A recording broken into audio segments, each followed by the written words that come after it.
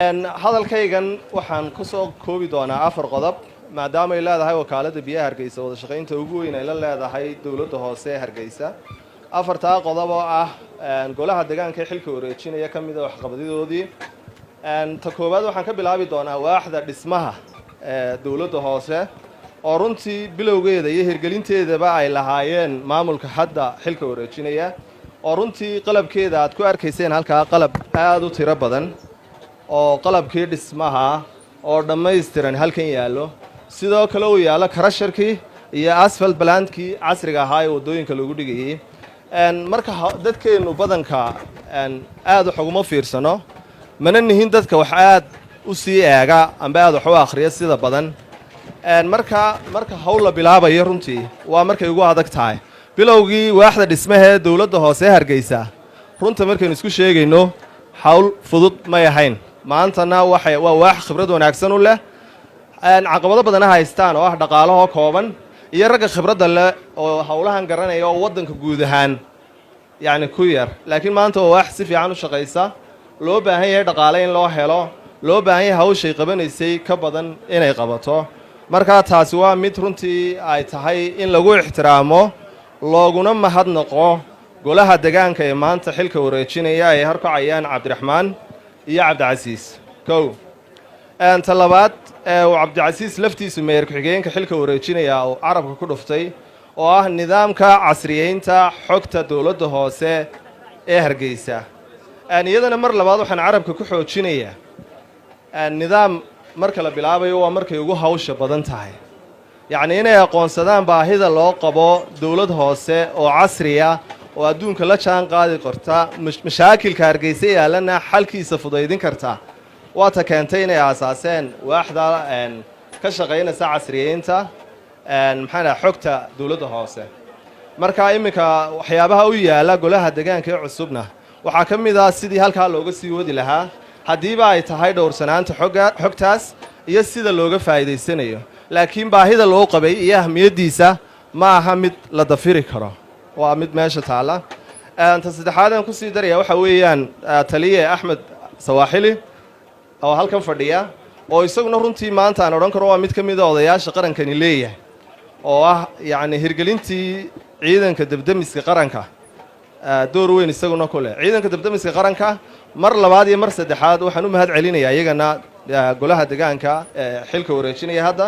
oo haddii la yiraahdo ciidanka debdemiska qaranku waa hay'ad maanta la oran karaba inay ka ballaaran tahay dawladda hoose Hargeysa lafteeda oo 6 gobol ee Somaliland ka jira yaani hay'adda cidii abuurkeeda lahayd oo dawladda dhexe iyo dawladda hoose iska kaashadeen gacanta ugu culusna ay ku lahayd dawladda hoose Hargeysa runtii waa mid aan u baahanahay way qofkeena mas'uuliyiinteena wixii ay qabtaan waa inaan ka wareegin inaynu sheegi karnaa taasna waxa weeyaan oo ku hambalyeynaa meerka xilka wareejinaya qodobka afraad ee u imanaya waxa weeyaan anoo ku hadlaya afka iyo bahda shirkadaha ku hawlan mashruuca biyaha Hargeysa iyo saaxiibada Somaliland ee ka taageera mashruuca biyaha Hargeysa ee qaran bixiyaashu ugu horeeyaan waxaan aad iyo aad ugu mahadnaqayaa meeyarka xilka wareejinaya ku-xigeenkiisa iyo golahoodii la shaqeynayayba doorkii ay ku lahaayeen hawsha mashruuca biyaha Hargeysa mashruucaas oo ka hadda socday ugu weyn uu yahay mashruuca ay naga taageerto dawladda Jarmalka gaar ahaan wasaaraddeeda la yiraahdo Federal Ministry of Economic Cooperation and Development ama BMZ wasaaradda iskaashiga dhaqaalaha iyo xiriirka caalamiga ah oo inoo soo marisa bangiga loo yaqaano KfW ama German Development Bank mashruucaas oo ah 31 milyan 550 oo euro 8 milyan oo kamid ah ay gacanta ku hayso wasaaradda horumarinta beeraha Somaliland oo caraqabatinka iyo sidii biyaha loo joojin lahaa 23 milyan 550 oo euro soo hadhayna oo la isku yiraahdo package amba maxaa la yiraahdaa water supply and basic sanitation waa kay ka wada shaqeynay wakaaladda biyaha Hargeysa iyo dawladda hoose Hargeysa mashruucaas oo khuseeyay laba hawlood oo waaweyn qaybta biyaha oo la dhigay network ama tirab maxaa la yiraahdaa dhuumaha biyaha oo dhan 162 kilomitir haddaan si kala qaadaan ila dhuumaha isku xidhiya kaydadka waaweyn afar kayd oo caasimadda laga dhisayo oo ku kala yaala degmooyinka Ibrahim Koodbuur Axmed Dagax Maxamuud Haybe iyo Gacan Libaax afartaa kayd labana iminka gabagabay ku dhow yihiin waa ka Gacan Libaax iyo kii weynaaye magaalada centerka oo ahaa ku yaala Koodbuur labada kale Maxamuud Haybe iyo Axmed Dagaxna meel fiican bay marayaan beebka isku xidhiya afartaa kayd 13 kilomitir baa ahaayeen 12 baa dhamaaday maanta 13 kilomitir 11 baa dhamaaday nidaamka distribution systemka loo yaqaan ama dhuumaha biyaha magaalada u qaybinaya waxay ahaayeen 114 ama 115 kilomitir maanta waxaa dhan 97 kilometers 790 kilomitir markaynu namaadno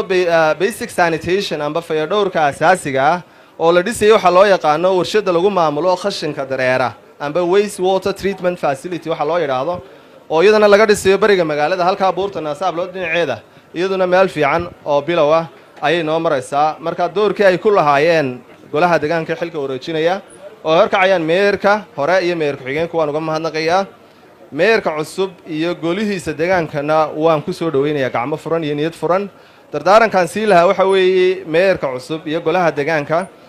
hay'ad kasta waxa ugu muhiimsan ee dhex yaala waa cunsurka bini'aadamka ee jooga marka shaqaalaha dawladda hoose Hargeysa waxa weeyaan waa jiinka aad ku dhaqaaqayso tiradooda la inoo sheegay waa rag khibradii leh waa aragnimadii leh halka waxay ku yimaadeen dadaal iyo karti badankoodu kuna joogan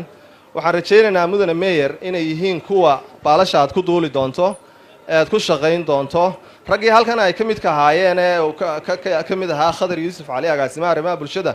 oo isaguna ka madaxa gudida loo yaqaano gudida gacanta ku haysa mashruucan Jarmalka labadiisa qaybood qaybta biyaha iyo fayadhowrka asaasiga iyo qaybta beeraha gudida ka kala socota wasaaradda horumarinta beeraha wakaaladda biyaha Hargeysa iyo dawladda hoose Hargeysa u ah gudoomiye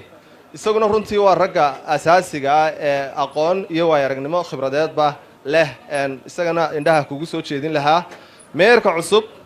oo runtii rajo badan ay ka qabaan shacabka reer Hargeysa iyo golihiisa deegaankaba waxaan u rajaynayaa inuu alla ku guuleeyo hawsha ay qaadeen waanan ku kalsoonahay inay ka dhabayn karaan hawshaas waxaan idin rajaynayaa inuu goluhu noqon doono mid si wanaagsan u wada shaqeeya oo shaqaalaha waxa soo wehelinayo waa 17 ay ku jiraan meeyarkii meeyarku xigeenka oo iyaduna qaabka isku fahmaan ay wada jaan qaadaan runtii door laxaad la ka ciyaari doonto guusha aad gaari doontaan insha Allah inuu Ilaahay ku asiro taana waan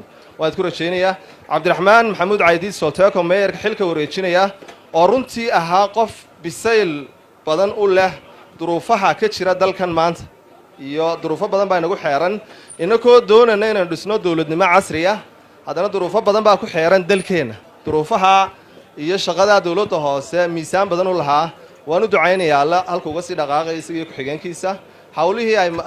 soo qabteena allaha abaalkooda ha siiyo